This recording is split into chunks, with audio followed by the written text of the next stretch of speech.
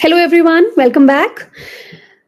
Today, we are going to talk about a very, very famous essay, which is Can the Subaltern Speak by Gayatri Spivak. Right? Can the Subaltern speak? Who are the subalterns?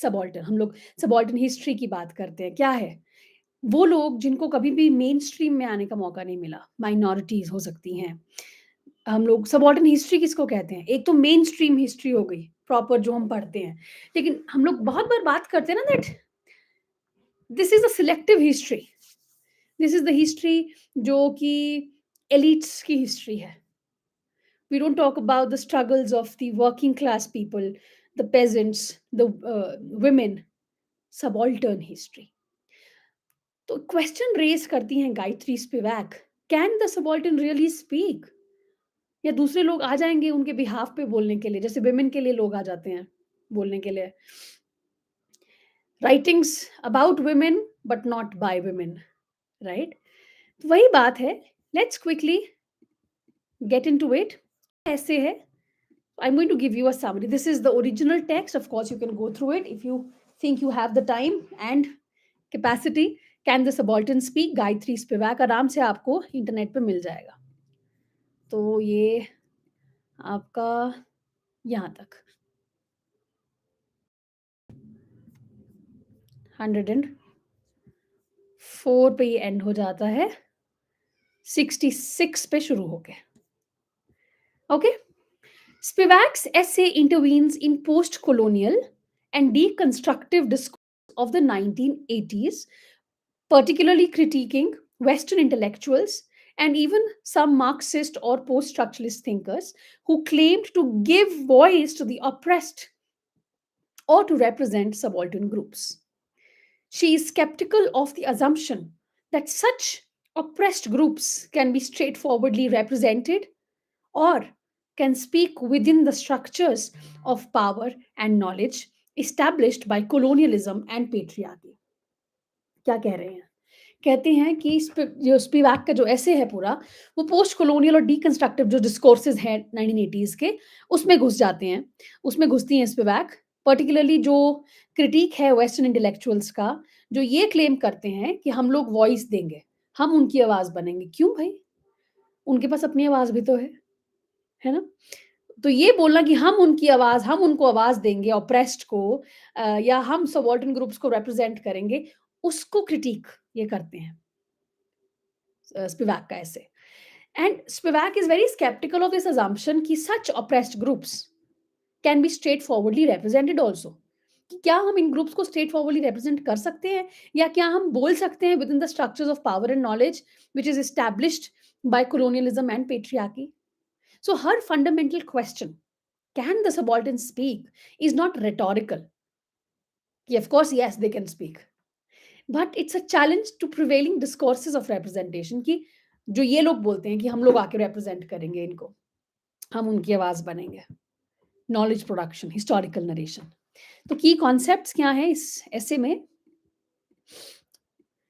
So by subalterns, Spivak refers to those who are structurally marginalized by colonial, economic, social, and cultural power.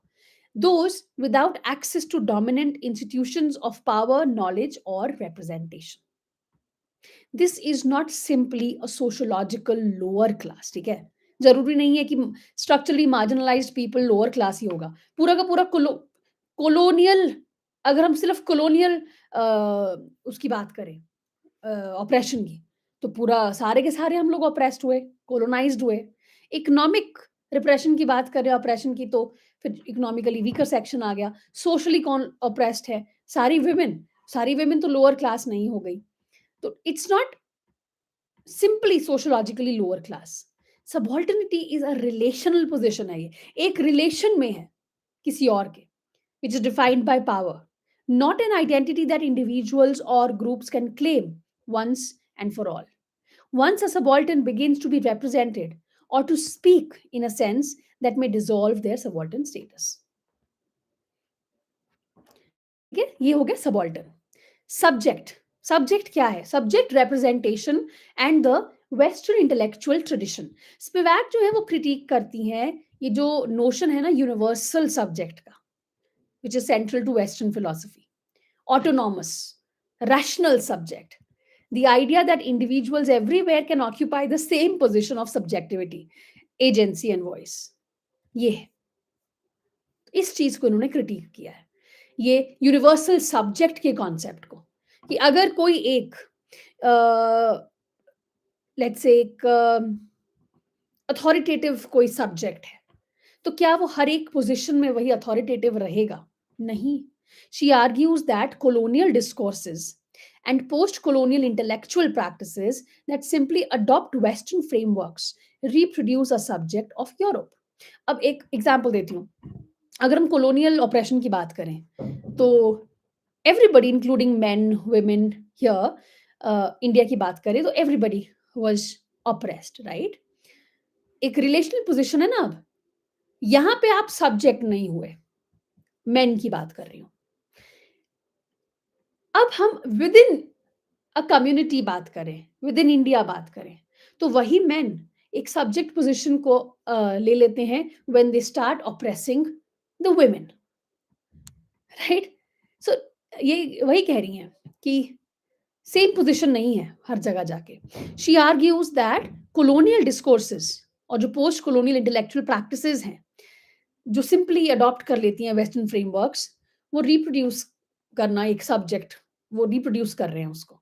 That is they remain grounded in an epistemology and ontology built for and bye European context, कि historically ये होता जा रहा है, यही होगा. That's, you are just then grounded in that context, in that European context, epistemology भी और ontology भी. तो जब ये वेस्टर्न इंटेलेक्चुअल्स अटेम्प्ट करते हैं to give voice to the subaltern, they often end up speaking for them actually, using western categories and frameworks, क्योंकि वो लोग फिर उन लोगों को कैटेगरीज में डाल रहे हैं, उनको देम करके बात कर रहे हैं. तो फिर क्या होता है? दे often end up speaking actually for themselves, वही कैटेगरीज यूज करके, thereby again silencing the subaltern's own subjectivity rather than recovering it. फिर है epistemic violence and knowledge production. Central to Spivak's argument is the concept of epistemic violence. Please remember, what is this? It's the violence done to subaltern groups not through physical force but through the systematic erasure, devaluation or distortion of their ways of knowing their language, their history, their subjectivity. इसको कहते हैं epistemic violence.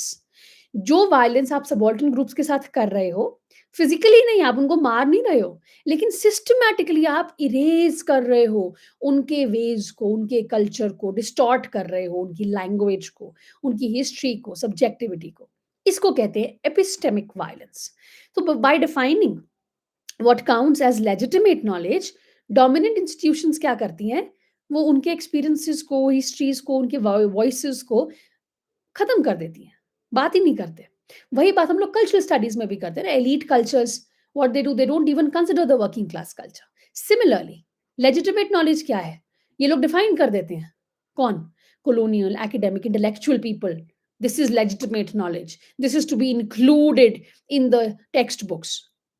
They exclude the experiences, the languages, the voices, the histories of the subaltern.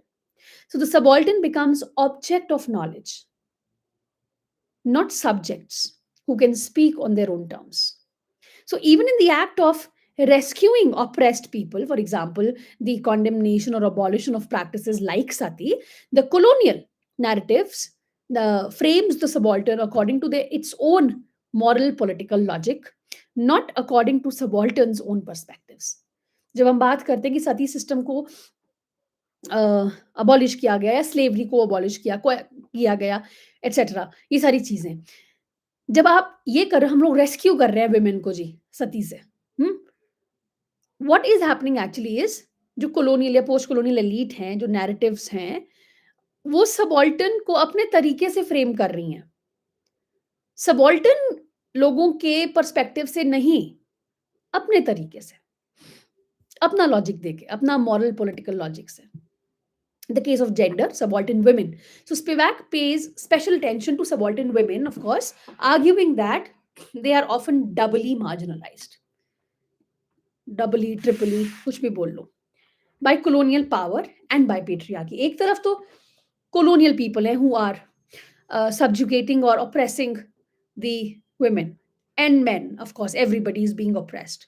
But then internally, again, the men who are already being suppressed by the colonial powers are going on to do the same thing with the women. They are suppressing the women also. Just a minute.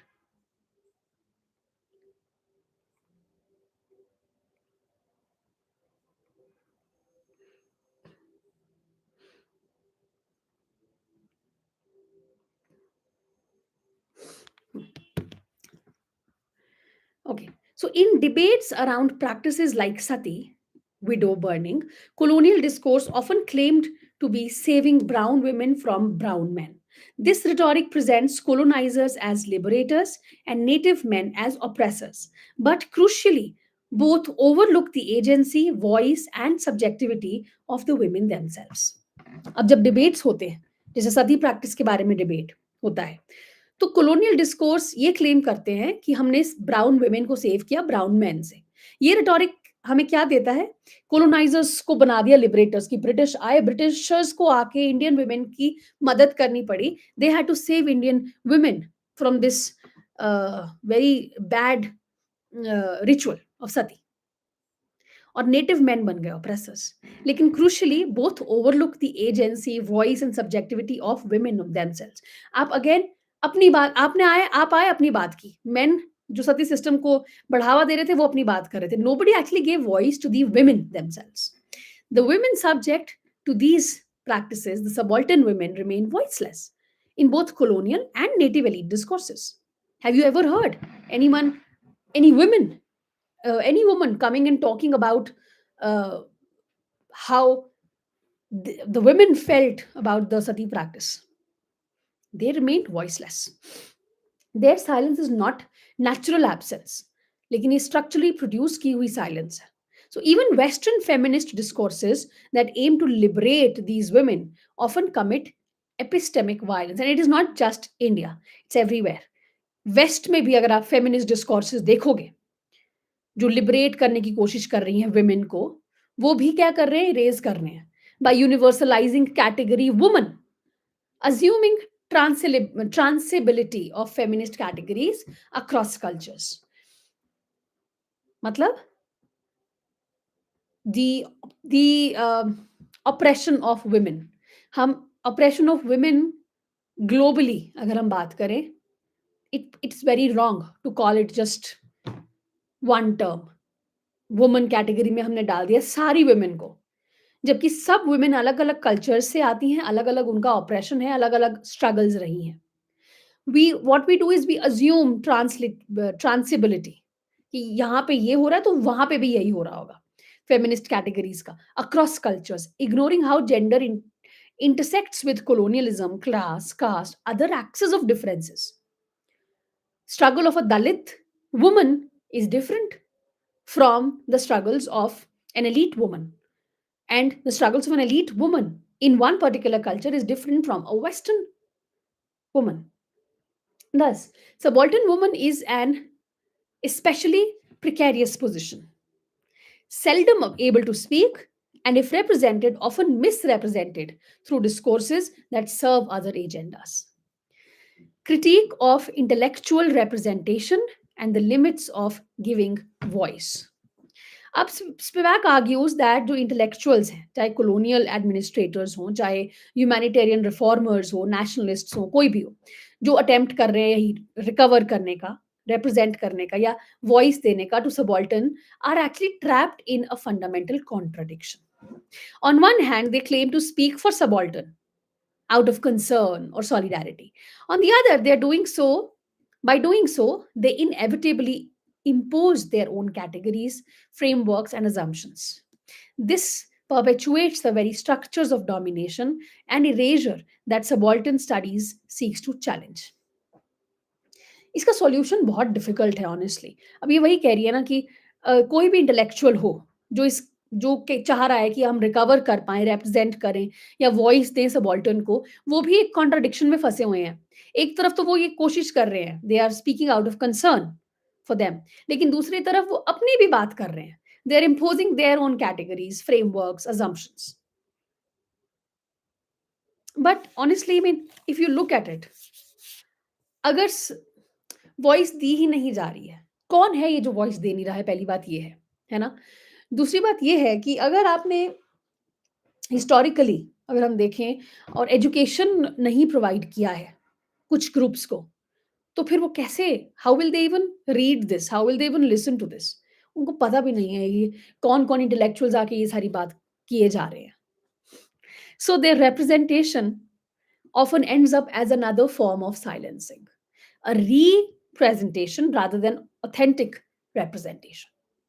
So Spivak also critiques certain strands of post-colonial scholarship, including some associated with subaltern studies groups, for assuming that subalterns can be recovered or given agency via nationalist or leftist frameworks.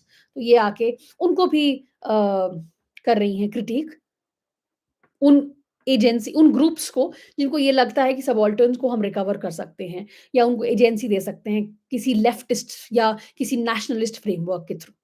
ये कहती हैं कि without critical attention to the conditions that silence the subaltern in the first place, such attempts may be naively complicit in reproducing elite discourse, right? बात तो यही है सबसे पहले कि आप देखो ना वो चुप हैं क्यों?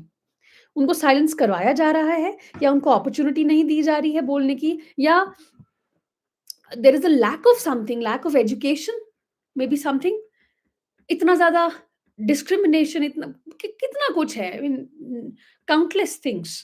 तो उन कंडीशंस को पहले देखो, ठीक है? सो ऑन द पॉसिबिलिटी और impossibility of subaltern speech, Spivak's answer, or at least her position, is that under current condition, colonial, post-colonial conditions, the subaltern as subaltern cannot truly speak. Yes. Subaltern जब तक subaltern है वो truly नहीं बोल सकता.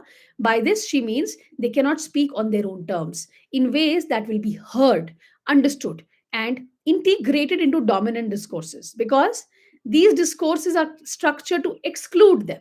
जब हम अर्ली तो नहीं, बट फेमिनिज्म हम पढ़ते हैं, तो जब हम लोग एक रिचर फेमिनिन की बात करते हैं, तो उससे पहले भी तो यही सब बातें थी ना कि विमेन का स्पेस नहीं है, एक उनको एक्सक्लूड कर दिया जाता है कैनन से। सिमिलरली सबाल्टर्न ग्रुप्स का भी यही है, they are excluded from the frameworks, और ये सारे डिस्कोर्सेस बने ही इस तरह से हैं कि वो एक्सक्लूड कर देते हैं, इनको डिस्टॉर्ट करते हैं या सबस्यूम करते हैं into pre existing frameworks.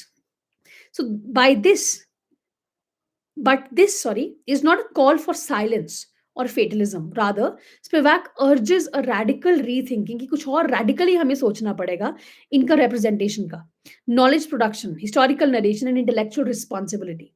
If speaking for the subaltern often silences them, the challenge is to transform the conditions of speech, the epistemic, discursive, and institutional structures that determine whose speech counts and whose voice is heard.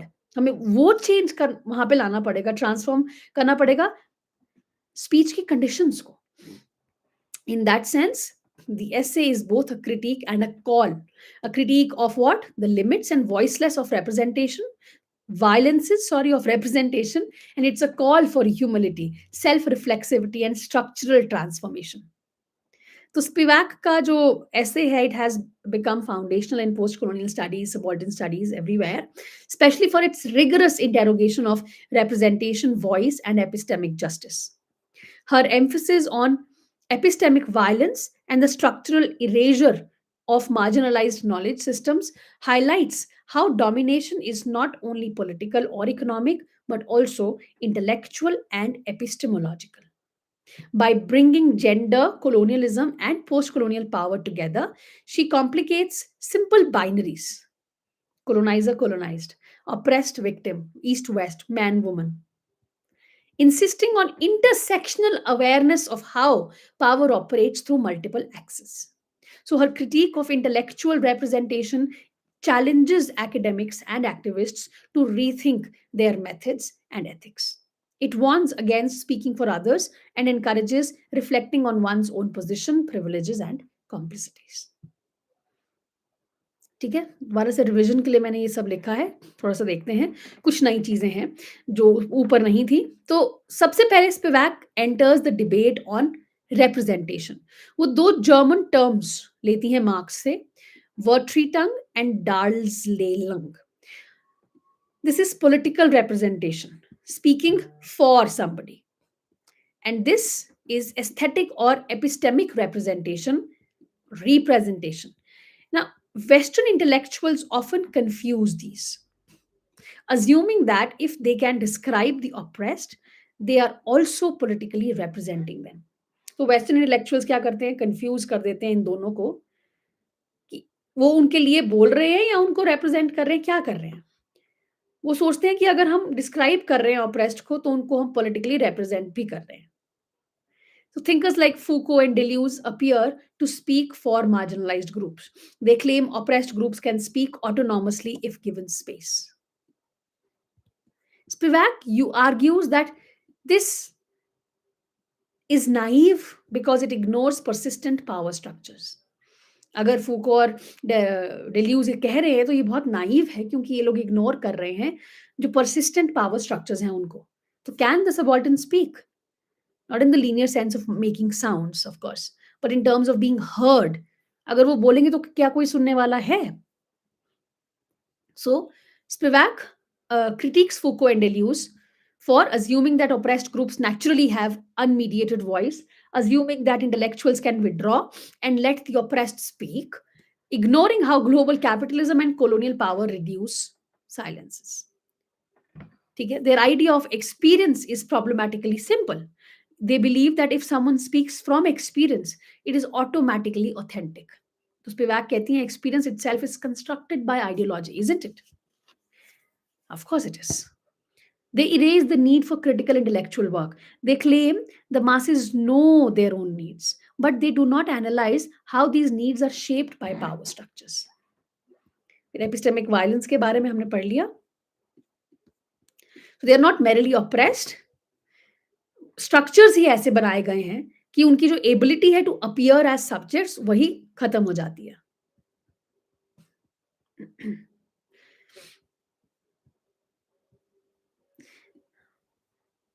It's not just poverty or lower class, it's a position, as we talked about it. It's positional, right? It's if a subaltern voice enters representation, it ceases to be subaltern. Subalternity is relational, it's not personal.